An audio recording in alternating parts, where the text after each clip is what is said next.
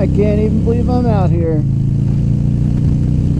December 3rd, Monday, 47 degrees, no sun as usual.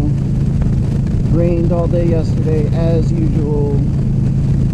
I was sick, guys, for over 2 weeks. Pretty much all my symptoms are gone, except I still have a runny nose, which is a pain. So I had today as a vacation day and decided to just keep it and hang out at home. And lo and behold, the roads actually dried. I think we've had 2 or 3 rains since they salted some of the roads. So I'm not concerned about that. I don't even know where I'm going. I just figured I'd start, see how far I got. You guys might have remembered from last year, I put up a few videos about this cat that suddenly appeared in our yard. He was milling around our woods, and if we threw out any food scraps, he would eat them. It ended up that he was somebody's pet at some point. We never did find the owner, but he was such a beautiful cat. What you hear, boy?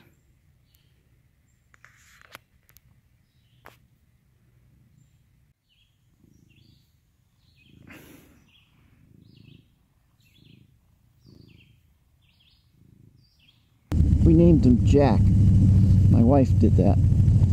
Hey, a little time out here. I've been through here before, but I'm just going to mention it again. This is the Roebling Bridge. And this is Upper Delaware River. We're crossing over the Delaware from PA into New York. This was built by the Roebling that did the Brooklyn Bridge. This was originally like an aqueduct. I guess water ran through here or something. And a lot of canal type traffic and stuff. Very cool. It's all like a preserved, like a scenic, historic thing. Welcome to New York. So I made fast friends with this cat, Jack, after I exhausted my efforts of finding who he belonged to.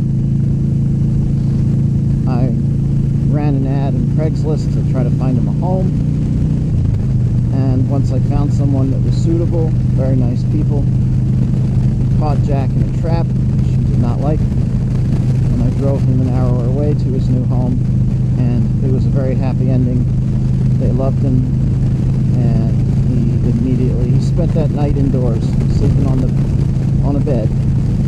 So we have our 2 inside cats. Oh wow, I just passed a waterfall. Gotta go back and check that out. Stay tuned.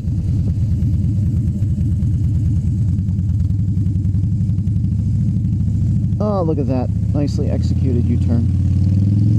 Alright. Delaware River. Waterfall going to the Delaware River.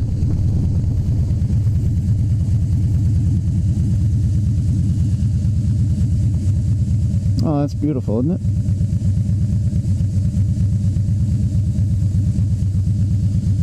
No matter how high-tech our world gets, there's just no substitute for nature. They say that just the sound of water running is very therapeutic.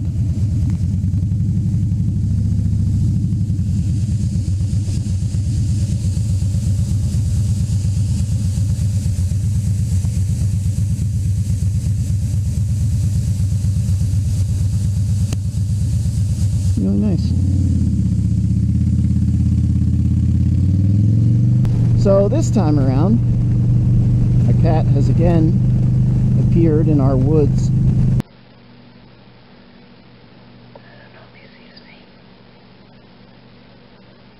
And this time, it is pretty much a feral cat. Not one that was a pet, not that we can tell. And We saw him on the outskirts for a while, and then as the temperature dropped, you know, he was in need of help. Started feeding him, which of course means he's now a permanent resident.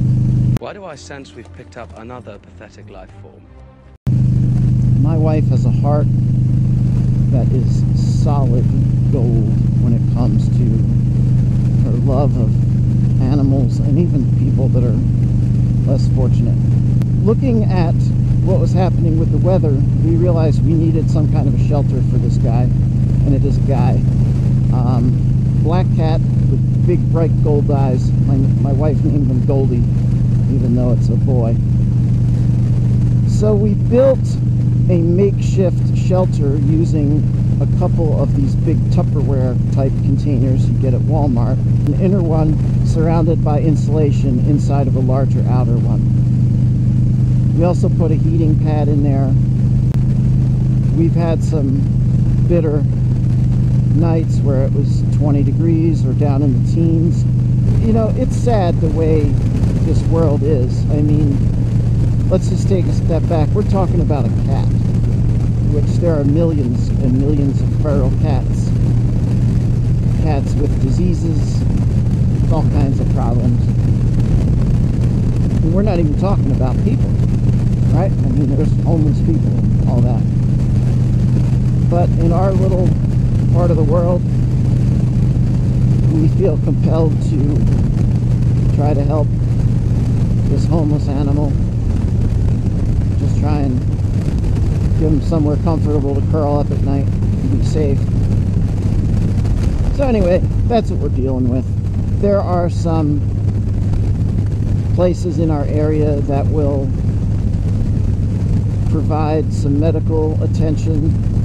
They'll do spaying and neutering, shots, things like that for a feral cat, but they give them back to you. You know, they're not going to take them. And my wife grew up on a farm with a big barn, dairy barn, cows and all that. And, you know, there were always cats around. And that's kind of like the ideal situation for a cat like this, is to just be able to live in a barn somewhere and people leave him alone. He catches mice, but we don't have that kind of a situation that we can provide.